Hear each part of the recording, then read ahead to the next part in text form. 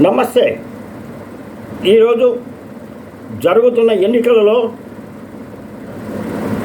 BJP మతతత్వం రెచ్చగొడుతూ reservation రద్దు చేస్తానని ఒక పక్క ప్రచారాలు చేస్తూనే జై శ్రీరాము అంటూ దేవుణ్ణి అడ్డం పెట్టుకోవడమే కాకుండా ఆంధ్రప్రదేశ్లో జగన్ గారు ఈనాడు చేస్తున్న మోసం ఏంటంటే ల్యాండ్ టైటింగ్ గురించి వదిలేద్దాం, తర్వాత దానివల్ల ఒక ప్రజలకి ఏమైనా మేలు జరుగుద్దేమో, కానీ వాలంటీర్ల చేత రాజీనామాలు చేయించి ఇండైరెక్ట్గా డబ్బులు ఇస్తూ జీతాలు ఇస్తూ ప్రచారం చేస్తున్నారు. ఈరోజు ప్రతి ఒక్క వార్డులో వాలంటీర్లు జగన్కి ఓటేయమని సంచులు కూడా పట్టుకొని ఆ సంచుల్లో ఒక మన యొక్క ఓటర్ యొక్క లిస్టులో పెట్టుకొని తర్వాత ఈవీఎం అనేది ఒక పెట్టుకొని అయ్యా ఈ ఈవీఎంలో ఈ గుర్తుకేయండి అని చెప్పి వాలంటీర్లకే చేస్తున్నారంటే ఈ ప్రభుత్వం ప్రజల్ని మోసం చేస్తున్న ప్రభుత్వం జగన్ ప్రభుత్వం. రేపు ఓటు వేసినా వీళ్ళు ప్రజల్ని మోసం చేస్తాడే కానీ ప్రజలకు మేలు చేయడు. ఓటమి భయం పట్టుకుంది. ఈ ఓటమితో ఏ విధంగా నేను గెలవాలా, ఏ విధంగా నేను రాజ్యం వెళ్ళాలని ఒక ఇది పెట్టుకొని జగన్ చేస్తున్న ఈ యొక్క మోసాన్ని ప్రజలు గమనించండి. వాలంటీర్లనేమో రాజీనామాలు అన్నాడు, వాళ్ళ చేత పనిచేస్తున్నారు, వాళ్ళకి జీతాలు కూడా ఇస్తున్నారు, మళ్ళీ ఆ రోజు తిరిగిందని కూడా ఖర్చులు ఇస్తున్నారు. ఇది తెలుసుకోవాల్సిన పరిస్థితి. కాంగ్రెస్ పార్టీ అంటే భయంతో షర్మిలమ్మ ఒక పక్క మీటింగ్లో పెడుతుంటే వణుకు పడుతుంది జగన్కి.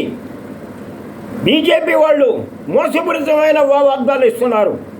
కాంగ్రెస్ వస్తే ప్రజలకు మేలు జరుగుతుందని, కాంగ్రెస్ వస్తే ఈ యొక్క 10 సంవత్సరాలు వాళ్ళు చేసిన మోసాలన్నీ బయటకు వస్తాయని, కాంగ్రెస్ వల్ల వీళ్ళు కోల్పోయిన ప్రత్యేక హోదాని వస్తుందని, కాంగ్రెస్ వల్ల మూసేసిన ఫ్యాక్టరీలు తెరుస్తారని, కాంగ్రెస్ వల్ల మేలు జరుగుద్ది. కాబట్టి ఈరోజు కాంగ్రెస్ పార్టీకి వ్యతిరేకంగా వీళ్ళు ప్రచారాలు చేస్తూ మన జగన్ గారు చేస్తున్న ఈ యొక్క మోసాన్ని ప్రజలు గమనించాల్సిందిగా, కార్యకర్తలు గమనించాల్సిందిగా, కాంగ్రెస్ పార్టీ ప్రతి కార్యకర్త కూడా ఈ వాలంటీర్లని దగ్గర ఉన్న సంచుల్లో ఉన్న దానిలో చూడండి, అన్నీ ఒక వైసీపీ యొక్క ఉన్నాయి. మరి రాజీనామా చేసిన వాళ్ళకి వైసీపీ ఎందుకంటే రాజీనామా చేసి ఆ యొక్క దీని మీద అయ్యా మేము రాజీనామా చేసాం, మా ఇష్టం వచ్చిన ప్రచారం చేసుకుంటున్నాం అంటున్నారు. ఈ మోసాన్ని ప్రజలు ఖండించాలంటే జగన్ని ఓడించండి.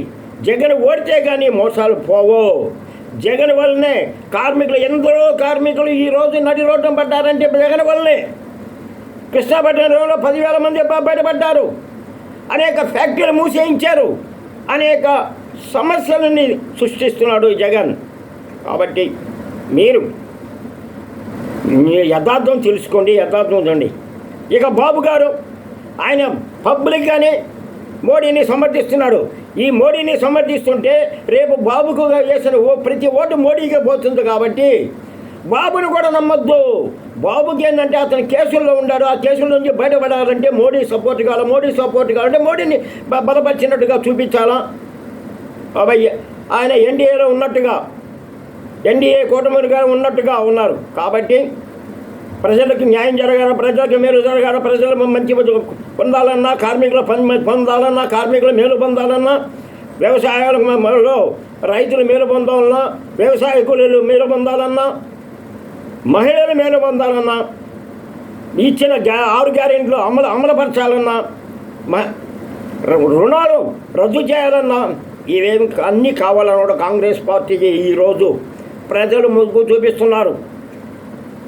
నిన్న వచ్చిన యొక్క సర్వేల్లో కాంగ్రెస్ పార్టీకి అత్యధిక మెజారిటీ వస్తుందని ఎలా తేలింది.